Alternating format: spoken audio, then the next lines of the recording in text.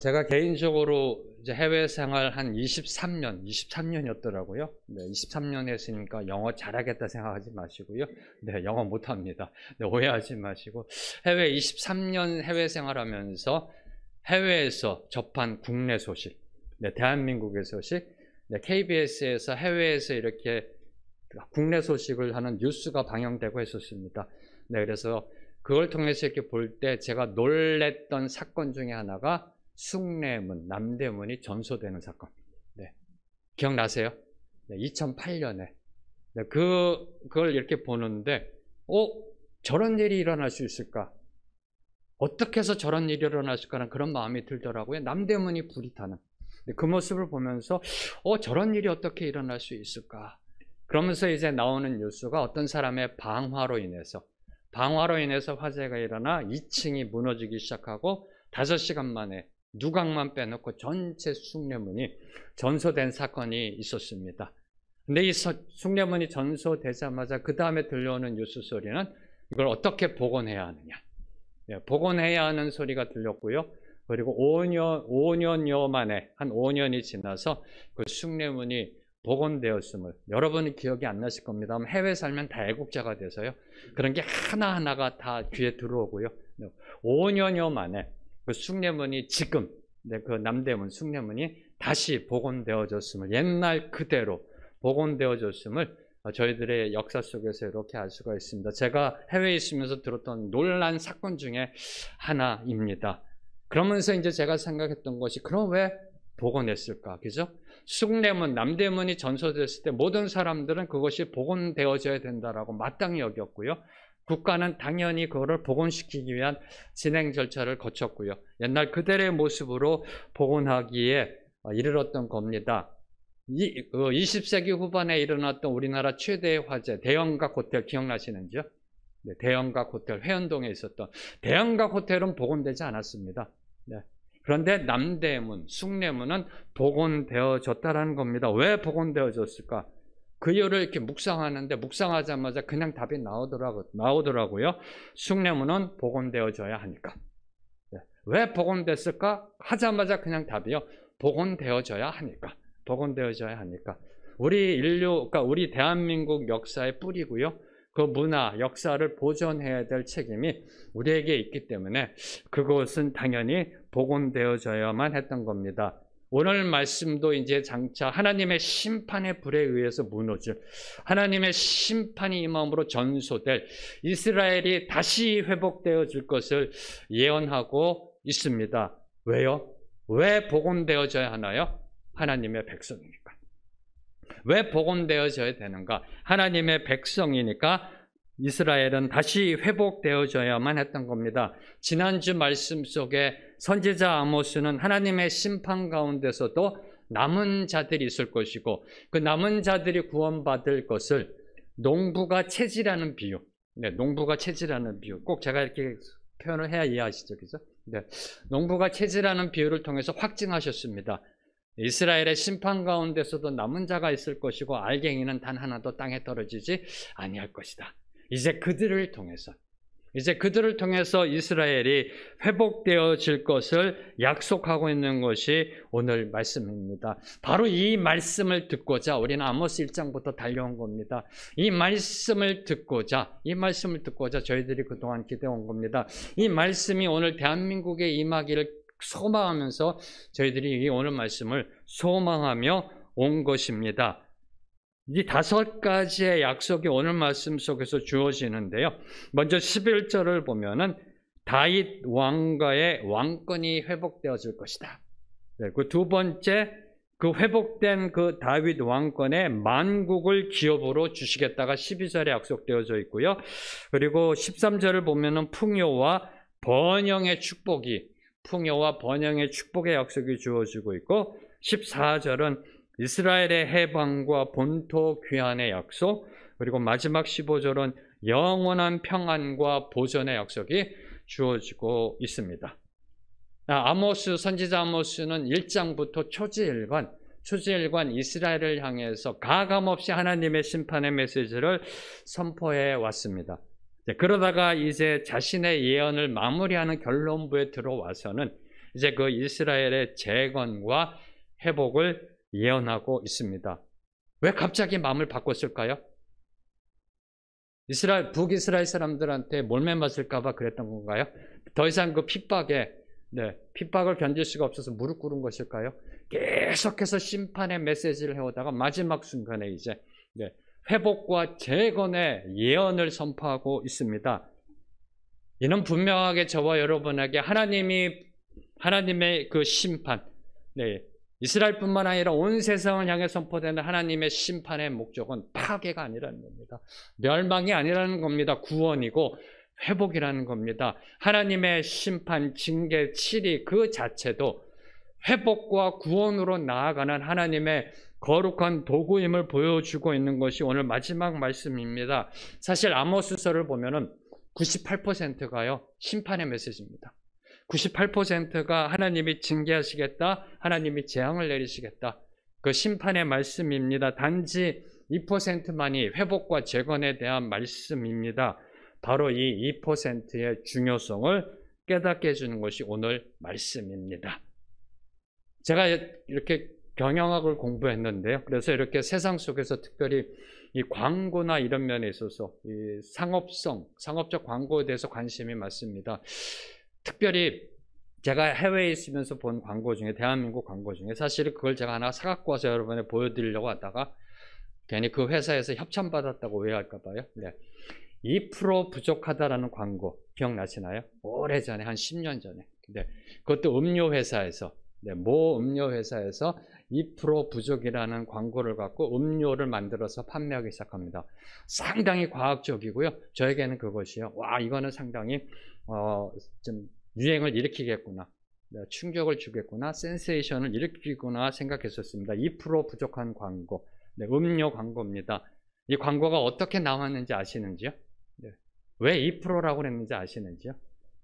이 2% 광고 때문에 저희들이 무슨 대화할 때마다 너는 약간 2%가 부족한 것 같다, 뭐 이런 말이 또 유행했었잖아요. 이 2% 부족이 어디서 나왔냐면은 우리 인간의 몸에 물이 2% 부족할 때 우리가 갈증을 느낀다고 합니다. 2% 부족할 때 우리의 갈증을 느끼기 시작하고요. 그리고 그 2% 부족한 상태가 3개월 이상 진행되면은 만성 탈수 증세가 나타난다고 합니다.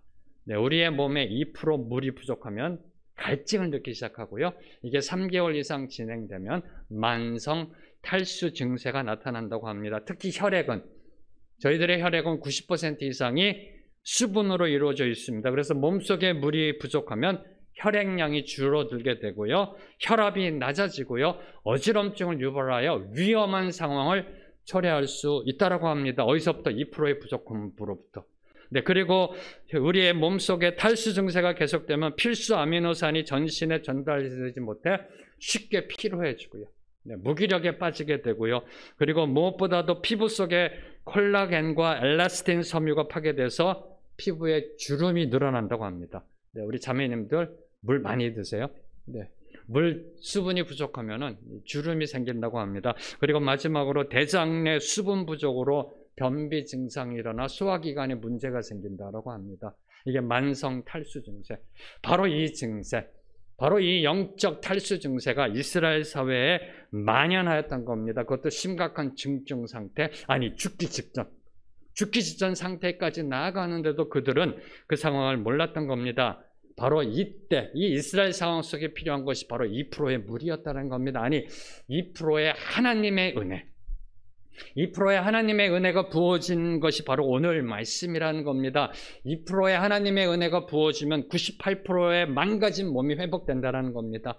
98%의 망가진 사회와 국가와 교회와 그 어떤 것도 단 2%의 하나님의 은혜만 부어지면 온전한 회복이 이루어질 수 있음을 보여주는 것이 이 아모스서 전체 9장에 걸친 아모스서 중에서 11절과 15절 오늘 말씀이 갖고 있는 그 위치입니다. 상당한 능력을 갖고 있는 이 5절의 말씀인 겁니다. 근데 한 가지 저와 여러분이 기억하셔야 될 것, 고통과 아픔 없는 회복과 구원은 없다라는 겁니다. 고통과 아픔 없는 그러한 회복은 없다라는 겁니다. 뽑을 것은 뽑아야 하고요. 버릴 것은 버려야 하고요. 허물 것은 허물어야 하는 고통. 뼈를 깎는 개혁의 과정을 거쳐야 주님이 약속하신 구원과 회복으로 인도받을 수 있음을 1절에서 암시하고 있습니다. 11절 말씀. 네, 11절 말씀 함께 읽겠습니다. 시작. 그날에 내가 다윗의 무너진 장막을 일으키고 그것들의 틈을 막으며 그 허물어진 것을 일으켜서 옛적과 같이 세우고. 무너졌다라는 겁니다. 네, 이미 무너져 있고요. 틈이 생겼고요. 허물어져 있다라는 겁니다. 바로 이 아픔과 고난과 시련과 이런 재앙을 겪어야 한다는 겁니다.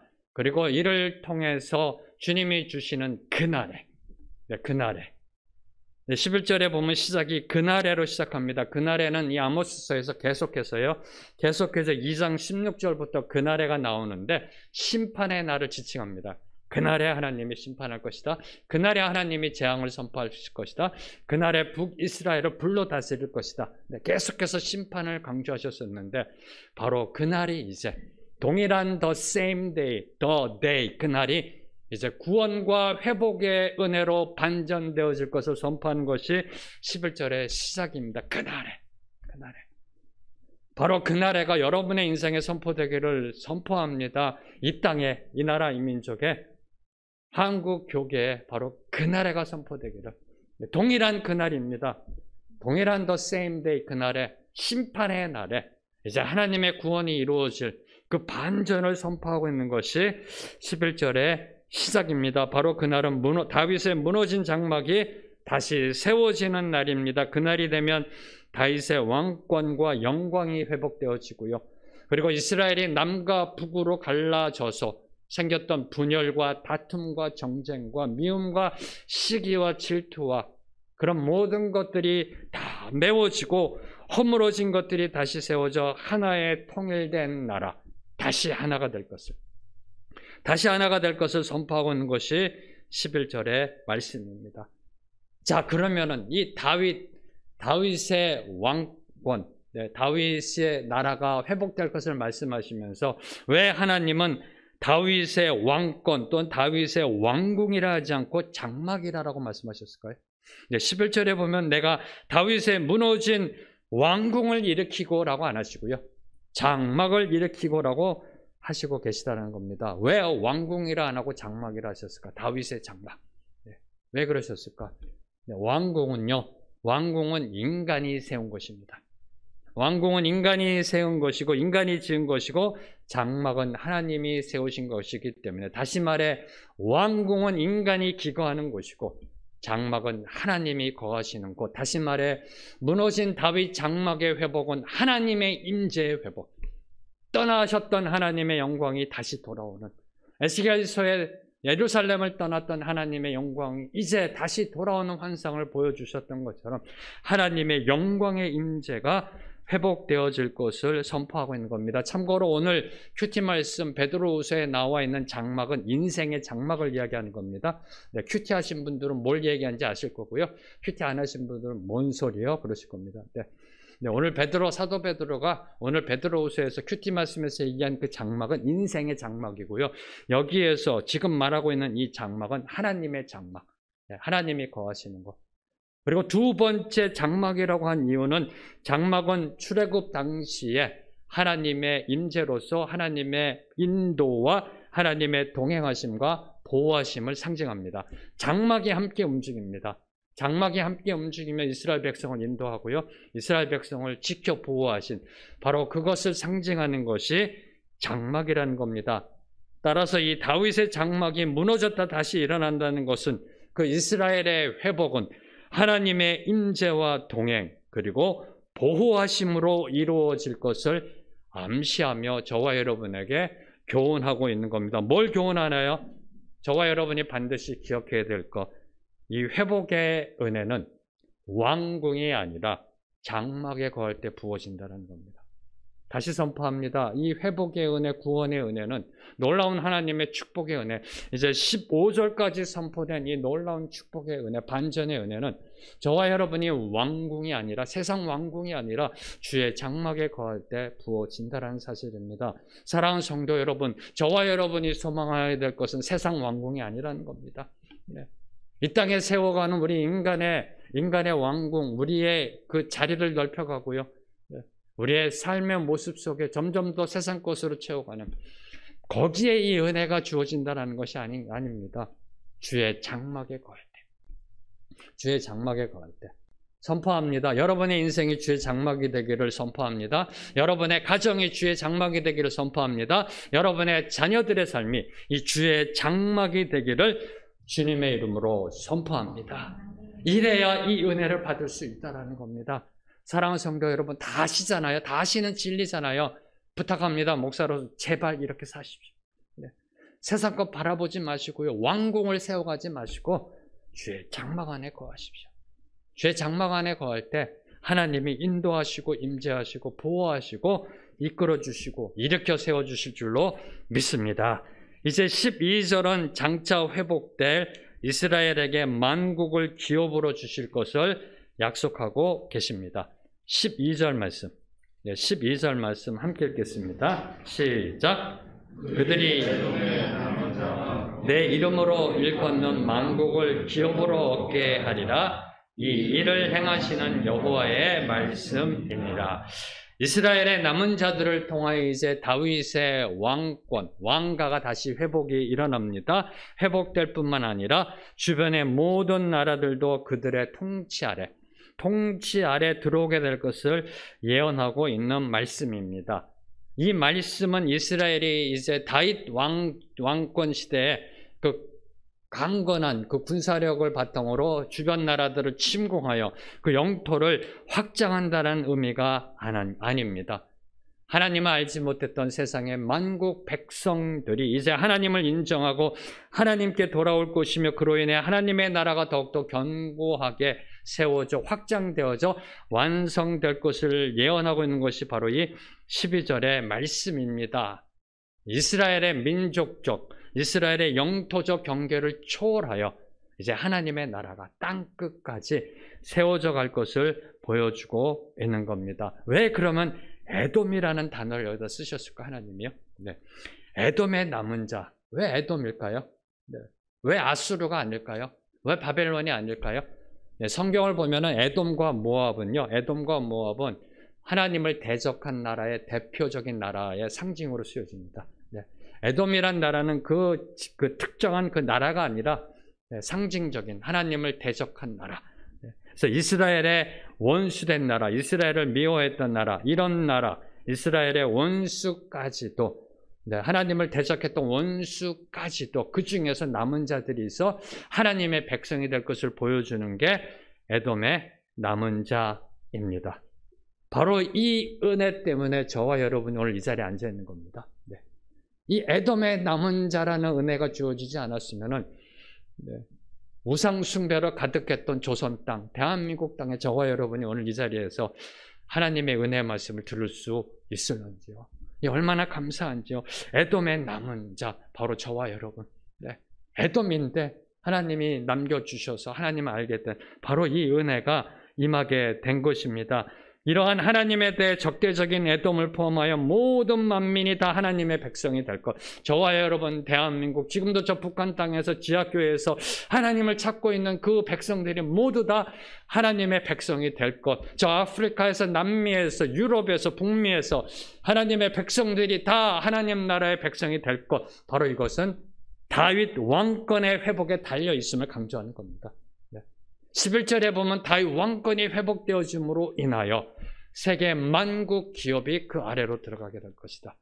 11절과 12절이 연결되어 있다는 겁니다. 다윗 왕권이 회복되어져야, 다윗 왕권에 회복되어져야 세계 만민이 하나님의 백성으로 나아갈 수 있다라고 지금 아모스는 예언하고 있는 겁니다. 근데 성경을 보면 정말 놀라운 것은 바로 이 하나님의 구속 섭리의 비밀. 다윗 왕권이 회복되어져야 하나님의 나라 복음이 세계 만민으로 확장되어져 나아가야 될 것을 아모스 당시보다 이미 700년 전에 하나님이 선포하셨다는 겁니다. 민수기 24장 17절과 18절 말씀. 네, 민수기 24장 17절에서 18절 말씀 함께 읽겠습니다. 시작. 내가 그를 보아도 이때에 아니며 내가 그를 바라보아도 가까운 일이 아니로다. 한 별이 야곱에게서 나오며 한 비가 이스라엘에게서 일어나서 모압을 이쪽에서 저쪽까지 쳐서 집중시키고 또 셋의 자식들을 망하게 하려느니라. 그의 원수 에돔은 그들의 유산이 되며 그의 원수 세일도 그들의 유산이 되고 그와 동시에 이스라엘은 용감히 행동하리로다. 이 아모스의 예언이요, 이미 700년 전에 선포되어졌습니다. 출애굽한 이스라엘 백성들이 이제 가나안에 들어가기 전에 모압 평야에 진을 치고 있을 때 이방 점술가였던 발람의 입을 통해서 주어진 하나님의 계시입니다. 이스라엘을 저주하라고 초빙된 당시 최고의 점쟁이, 당대 최고의 점쟁이, 엄청난 복비를 주고 데려온 그 발람의 입을 통해서 계시된 말씀입니다. 발람은 그 당시 모압왕이었던 그 발락의 부탁을 받고 이스라엘을 저주하려다가 하나님의 개입하심, 하나님의 섭리의 인도하심에 이끌려 한 별이 야곱에서 나오며 한 규가 이스라엘에게서 일어나 모압과 에돔이 이스라엘의 기업이 될 것을 이미 예언하였던 겁니다. 바로 여기서 한 별이 야곱에서 나온다는 것은 바로 이 별은 메시아를 가리킵니다. 한 별이 야곱에서 나온다는 것은 메시아가 이스라엘 민족 가운데서 나실 것을 예언한 겁니다. 그리고 여기서 나온다라는 것은 일어난다라는 의미만이 아니라 동방이라는 의미가 있습니다. 할렐루야. 네. 정말 하나님은요, 그 히브리어 단어 속에, 헬라 단어 속에 하나님은 그 정말 숨겨진 뜻을 다 포함해 놓으셨어요. 여기서 나온다라는 것은 일어난다라는 의미뿐만 아니라 동방이라는 의미가 있습니다. 뭘 의미할까요? 동방에서 일어난다. 뭐가요? 별이. 뭔가 좀 감이 잡히세요? 이 예언이 주어진 다음에 이 계시대로 1400년 뒤에 동방 박사들은 동방에서 한 별을 봅니다. 왕이 태어남을 알리는 별, 메시아의 별을 보았고 그 별을 따라 아기 예수께 나와 경배하였던 겁니다. 할렐루야. 할렐루야. 네. 1400년 뒤에 예수님이 이 땅에 오시기 1400년 전 이방 점술가 발람의 입을 통해 예언된 별, 바로 그 별이 동방 박사들이 본 별이었고요. 그 메시아의 별로 오신 예수님, 아모스가 예언한 대로 그 예수님의 발 아래 세상 모든 민족들이 무릎 꿇게 될 것을 사도 바울께서는 빌립보서 2장에서 이렇게 선포합니다. 하늘에 있는 자들이나 땅에 있는 자들이나 땅 아래에 있는 자들이 모두 그 예수 그리스도 이름 앞에 무릎 꿇게 될 것이다. 이것이 바로 성경입니다. 막 흥분되지 않으세요? 이것이 하나님의 말씀의 능력이라니까요. 하나님의 말씀은 시간과 공간을 뛰어넘어서 한치의 오차도 없이 앞, 뒤, 옆, 아기가 탁탁 맞아떨어집니다. 퍼즐이 맞아떨어지듯이 시간과 공간을 뛰어넘어서 창세기부터 요한계시록까지 앞뒤가 옆이 아기가 탁탁탁 맞아떨어지는 놀라운 이 말씀의 신비, 시간을 뛰어넘는 이 하나님의 놀라운 말씀, 이 말씀을 경험해 보셨는지요? 제가 옛날에 온누리교회 섬길 때, 강의할 때, 설교할 때는 자주 간증을 했던 건데요.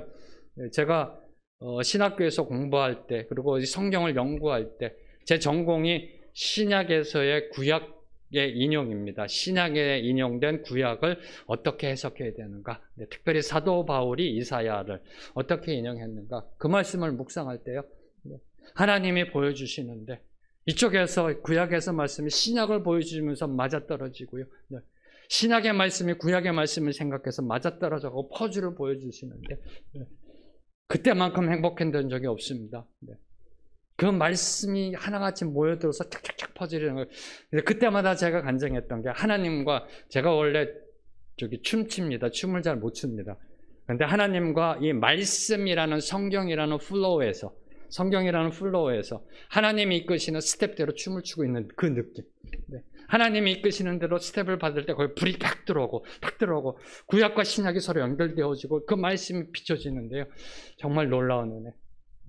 바로 이 말씀의 능력이 여러분의 삶에 온전히 선포되기를 소망합니다. 아니, 말씀의 은혜를 받으셔야죠. 네, 말씀의 은혜를. 그냥 이 아모스의 예언이 그 아모스의 예언으로 끝나는 게 아니라는 겁니다. 아모스 전 700년 전에 이미 하나님은 말씀으로 선포하셨고, 아니, 성경이 씌어지는 그 첫 순간부터 모세를 통해서 하나님은 선포하셨던 겁니다. 하나님의 말씀이 씌어지는 그 순간에 이 아모스의 예언은 이미 선포되어졌고요. 네. 그것이 예수님이 오시고 나서 사도 바울의 입술을 통해, 그리고 무엇보다도 초대교회를 통해서 그 말씀은 계속해서 이루어지고 있습니다. 그리고 지금도 계속해서 성취되어지고 있고요.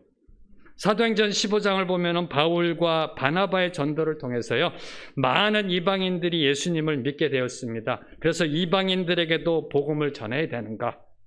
아니, 복음을 전한다면 그들에게도 모세율법을 준수해야 하지 않는가? 라는 그런 논쟁들이 일어났습니다. 그래서 예루살렘에 모여서 총회가 열렸습니다. 바로 그때 많은 사도들과 교회 장로들이 모여서 논쟁이 붙습니다. 다 유대인들이죠. 네. 이방인들에게 복음을 전해야 되느냐? 아니면 전한다면 모세율법도 지켜야 되지 않느냐? 이 논쟁이 이루어졌을 때 예수님의 동생이자 당시 예루살렘 교회 리더였던 야고보가 일어납니다. 사도행전 15장에 보면 야고보가 일어나 오늘 본문 말씀을 인용하며 이방인 전도 논쟁에 대해서 종지부를 탁 찍어버립니다.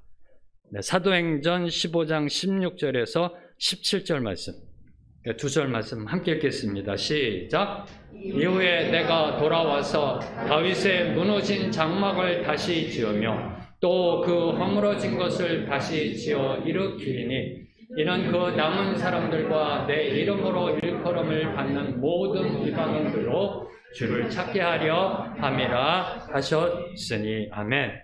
아멘. 야고보는 예루살렘 총에 모인 사도들과 교회 장로들에게 말하기를 이방인들에게도 복음이 전해져 그들도 예수를 주와 그리스도로 믿고 하나님께로 돌아오는 것이야말로 무너진 다윗의 장막이 회복되는 것이다. 무너진 다윗의 장막이 회복되는 것이라고 선포하였던 것입니다. 사랑하는 성도 여러분, 무너진 다윗의 장막이 회복되는 것은 이스라엘이 아니었던 겁니다. 다윗의 무너진 장막이 회복되어지고 복원되어지는 것은 이스라엘이 아니라 바로 예수 그리스도의 보혈로 세워진 교회, 유대인과 이방인이 함께 하나님을 찬양하는 교회, 바로 저와 여러분 생명의 길 교회가 아모스가 예언했던 다윗의 장막이었던 겁니다. 그래서 오늘 말씀 속에 선포된 그날은 바로 저와 여러분이 살고 있는 교회 시대이고요, 복음의 시대이고요, 그리고 하나님의 나라가 그리스도를 통해 이 땅에 임한 시대입니다. 그리고 그 시대 마지막에 메시아 왕국이 이 땅에 도래돼서 하나님의 나라가 완성될 것을 성경은 선포하고 있습니다. 오늘도 아모스의 예언은 ing입니다. 오늘도 아모스의 이 예언은 성취되어지고 있습니다. 그 성취되어짐 속에 바로 저와 여러분의 책임이 있다는 겁니다. 저와 여러분의 몫이 있다는 겁니다. 이것을 암시하고 있는 것이 이제 13절에서 15절까지의 말씀입니다. 먼저 13절의 말씀을 보면은 이제 그리스도의 나라 메시아 왕국이 도래하는 그날에 주어질 풍요와 번영의 축복에 대해 예언합니다. 13절 말씀 함께 읽겠습니다. 시작.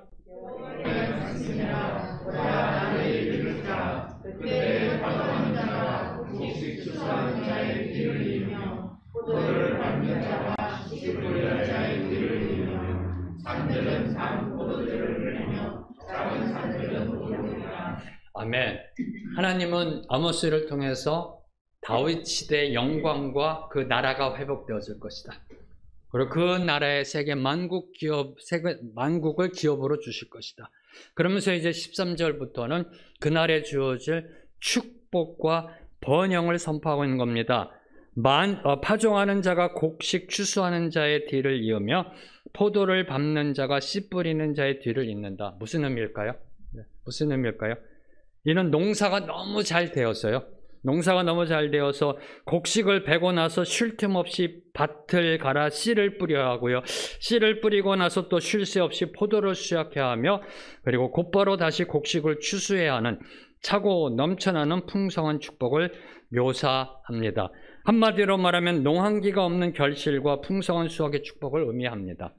이 말씀을 딱 들으면 어이구 힘들겠다. 쉴 새도 없이. 근데 여러분이 오해하시면 안 되는 게, 지금의 관점으로 이 농사를 보면 안 된다는 겁니다. 지금의 관점으로 이 비유는 바로 삼성전자 반도체 공장이 쉴 새 없이 돌아가며 계속해서 이윤을 남아 대한민국이 점점점 축복받고 있다는 그런 의미로 여러분 이해하셔야 됩니다. 아이고 이 나이에 지금 내 나이가 얼마인데 쉴 새 없이 또 밭을 갈아야 되고 추수하고, 이렇게 생각하시면 안 된다는 겁니다. 그 당시에 농사는 경제의 대표적인 거였고요. 그만큼 하나님이 축복을 부어주신다는 겁니다. 농한기가 없는 결실과 풍성한 수확, 씨를 뿌리고요, 수확하고 또 씨를 뿌리고 수확하고, 계속해서 하나님이 부어주시는 그 축복을 이야기하고 있는 겁니다. 자, 그러면은 그날은 지금 저와 살고 있는 이 교회 시대라고 그랬습니다. 복음 시대라고 말씀드렸습니다. 하나님의 나라가 예수 그리스도가 이 땅에 임한 시대라고 말씀드렸습니다. 그러면 이런 곳은 어디인가요? 13절에서 주어지는 이 축복, 농한기가 없는 결실의 축복이 일어나는 곳은 과연 어디인가요? 저와 여러분이 살고 있는 시대에 주어지는 축복이라는 겁니다. 이것이 이제 완성되어진 것은 메시아 왕국이 도래하는 예수 그리스도의 재림의 날에 주어지지만, 우리 시대에 이런 곳이 일어나는 곳이 어디 있는가?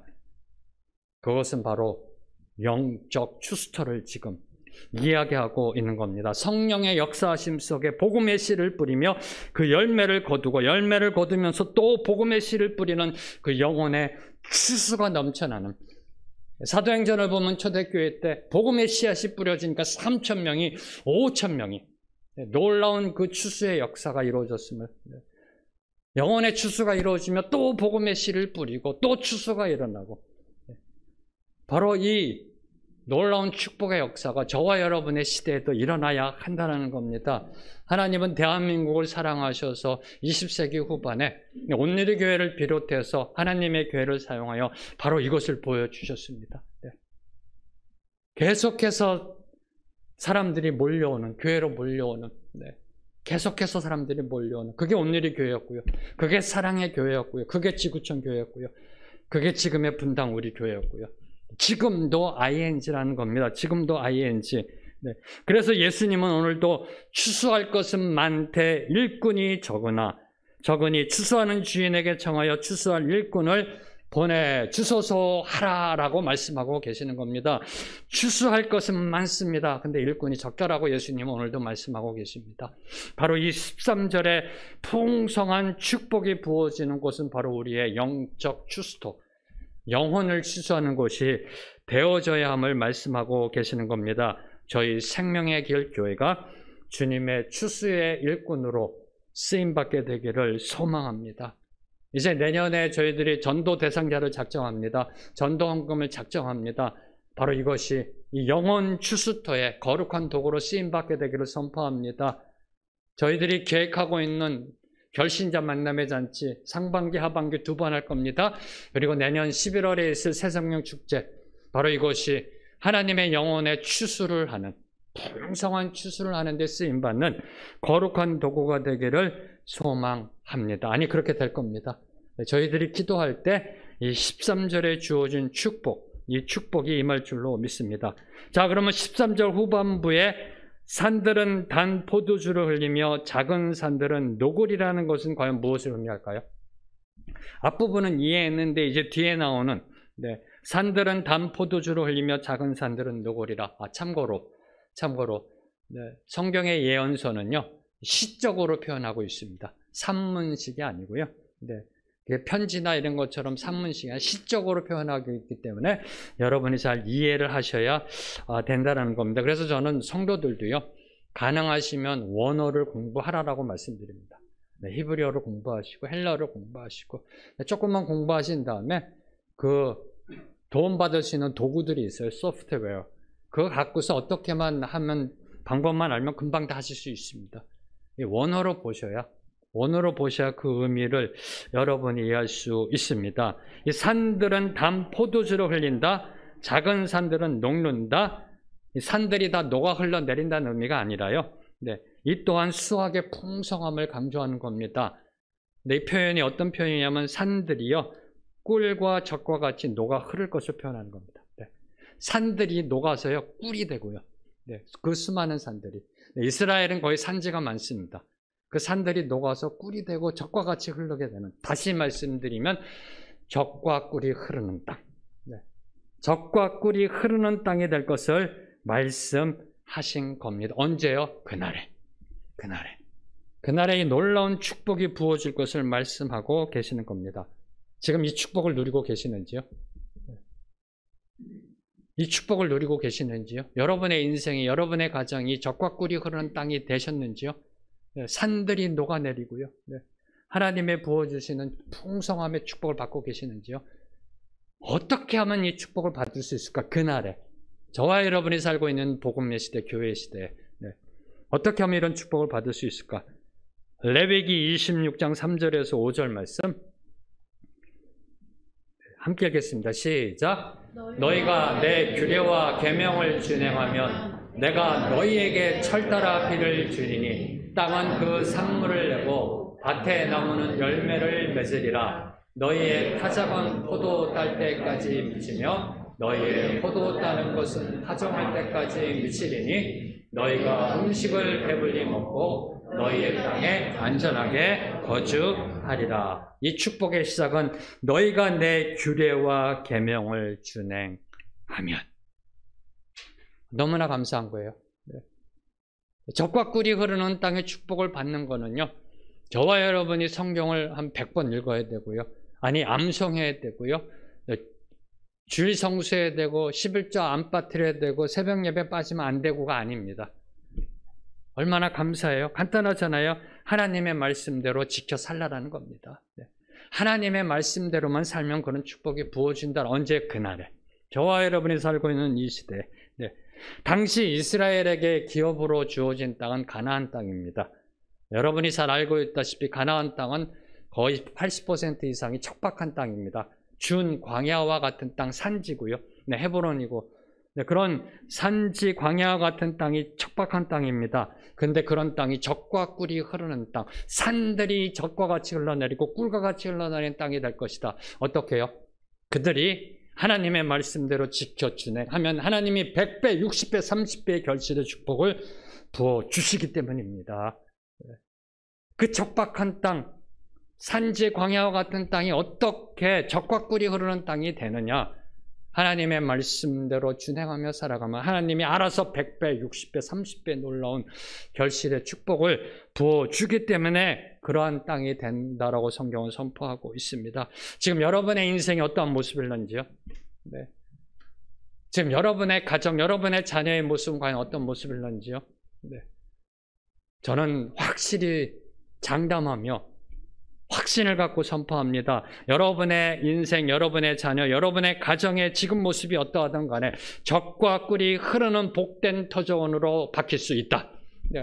젖과 꿀이 흐르는 복된 하나님의 터전으로 기경될 수 있다. 그 길은 오직 하나, 하나님의 말씀대로 사는 것. 하나님의 말씀대로 사는 것. 108번내 하라라고 말씀하지 아니하십니다. 계단을 무릎으로 올라가라라고 말씀하지 아니하십니다. 하나님의 말씀대로 살아라. 얼마나 감사한지요. 우리가 할 수 없는 것이 아니잖아요. 우리가 할 수 있는 것, 하나님의 말씀대로 살아갈 때 바로 이러한 축복이 일어나게 된다는 겁니다. 이 세상에 있어서의 대박난 인생은요, 수억만금의 돈을 가진 자가 아니라, 로또에 당첨되는 사람이 아니라 하나님의 말씀대로 살아가는 사람입니다. 하나님의 말씀대로 살아가는 사람. 현재 그 어떤 어려움과 시련이 있다 하더라도 하나님의 말씀을 붙잡고 동행하면 하나님은 우리 모든 삶의 지경에 복을 주사 기름진 옥토로 가꾸어 가실 것입니다. 하나님의 말씀을 붙잡으십시오. 그래서 하나님과의 동행하는 큐티가 중요한 겁니다. 그래서 저희 교회가요, 하나님과 동행하는 큐티를 중히 여기면서 여러분에게 어떻게 하나님과 동행하고 있는가를 자문하면서 큐티하라라고 말씀하고 있는 겁니다. 내년에도 저희 2021년에도 저희 교회는 하나님과 동행하는 큐티 계속합니다. 언제까지요? 여러분이 24시간 하나님과 동행할 때까지 계속해서. 계속해서 강조할 것이고요. 그래서 모든 성도님들에게 강권적으로 선포합니다. 내년에도 모든 성도님들 하나님과 동행하는 큐티 노트 다 구입하십시오. 다 구입하십시오. 그래서 1년 365일을 3권으로 나눴습니다. 갖고 다니시기 편하시게. 3권의 비용이 커피 2잔 값 6,000원입니다. 만약에 6,000원이 없다 하시면 말씀하십시오. 제가 사드릴게요. 1년에 커피 2잔만 아끼시면은 하나님과 동행하는 큐티 노트 하셔서 하나님과 동행하는 그 연습을 하시고 또 그렇게 사실 때 하나님의 예배된 축복이 부어진다라는 겁니다. 여러분의 인생이 대박나길 원하시는지요? 여러분의 자녀들의 삶이 대박나기를 원하시는지요? 하나님과 동행하는 훈련을 시키십시오.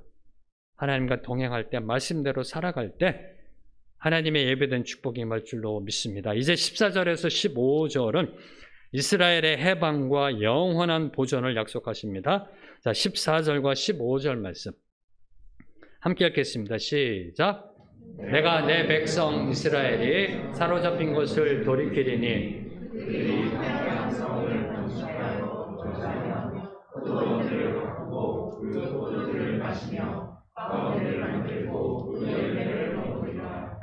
내가 그들을 그들의 땅에 심으리니 그들이 내가 준 땅에서 다시 뽑히지 아니하리라. 내 하나님 여호와의 말씀이니라. 오늘 11절에서 15절까지는 하나님의 말씀대로 반드시 이루어집니다. 이미 캐치하신 분 계시겠습니다만 여호와의 말씀이니라가 3번 반복됩니다. 이 5절 중에. 반드시 이루시겠다는 겁니다. 반드시 이루시겠다. 14절에서 15절의 말씀은 이제 이스라엘 백성들이 포로된 상태에서 해방되어 약속의 땅으로 귀환하여 재건을 이루고 영원히 거하게 될 것을 예언하고 있습니다.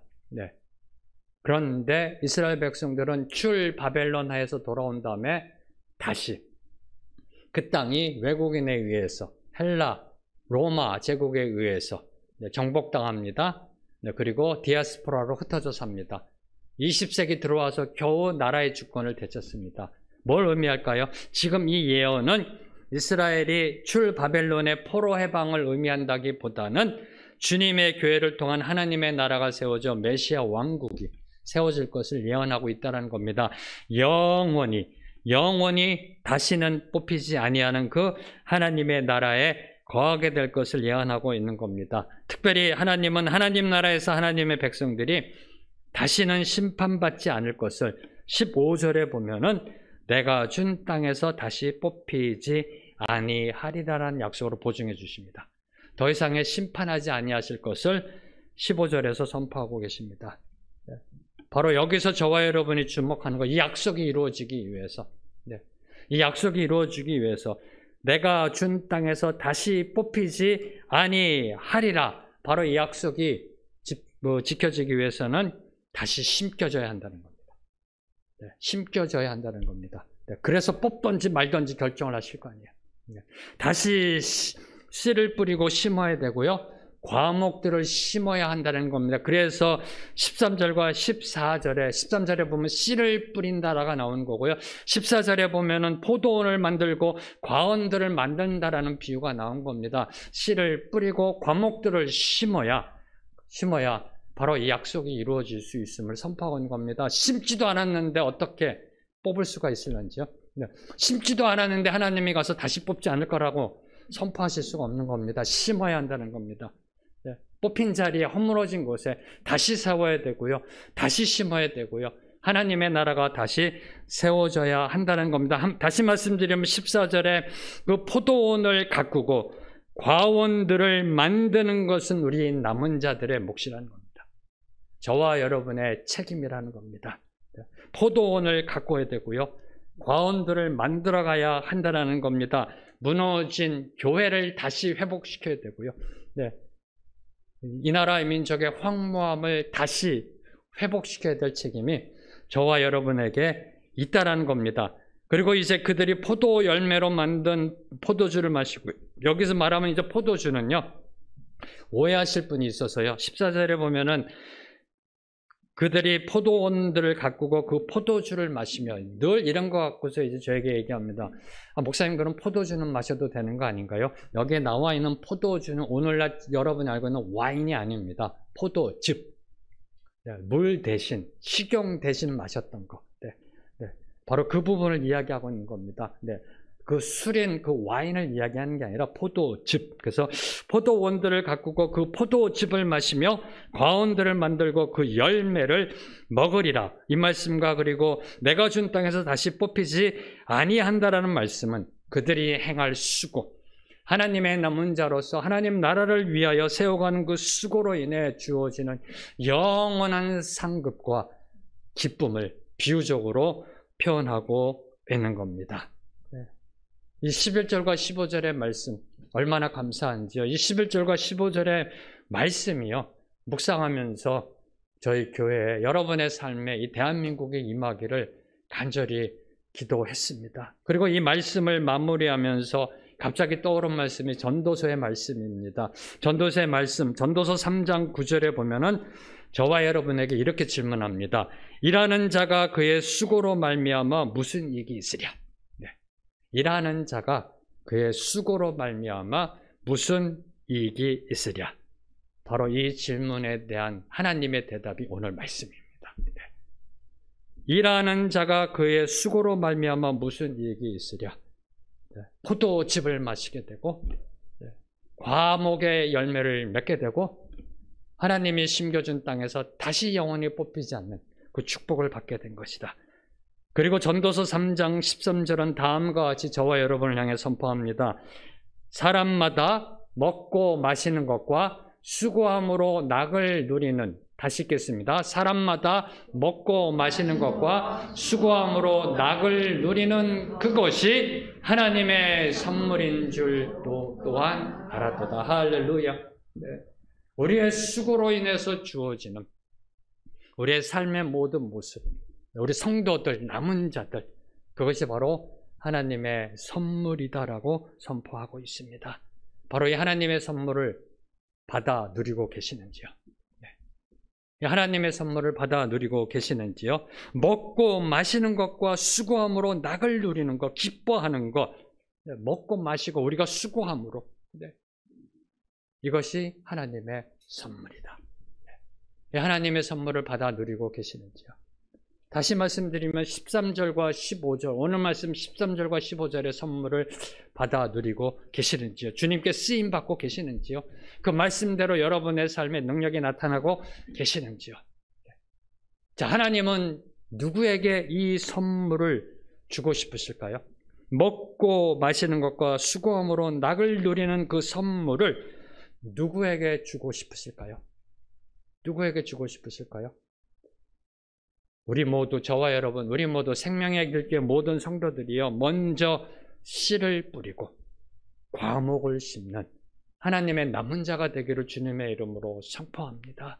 씨를 뿌리는 자, 오늘의 한 알의 씨를 뿌리는 자, 과목을 심는 자, 의로운 수고를 마다하지 않는 자, 하나님의 나라를 향해서 쓰임받는 자, 그들에게 하나님은 선물을 충만히 부어주시리라 믿습니다. 이제 오늘 말씀 생각하면서요, 함께 찬양하며 나아가기 원합니다. 이 아모스서를 준비하면서 저에게 주셨던 말씀, 저희가 아모스서 처음에 이 찬양을 자주 불렀었는데요, 이제 이 아모스서를 마무리하면서 그 찬양으로 다시 한번 우리의 삶을 올려드리길 원합니다.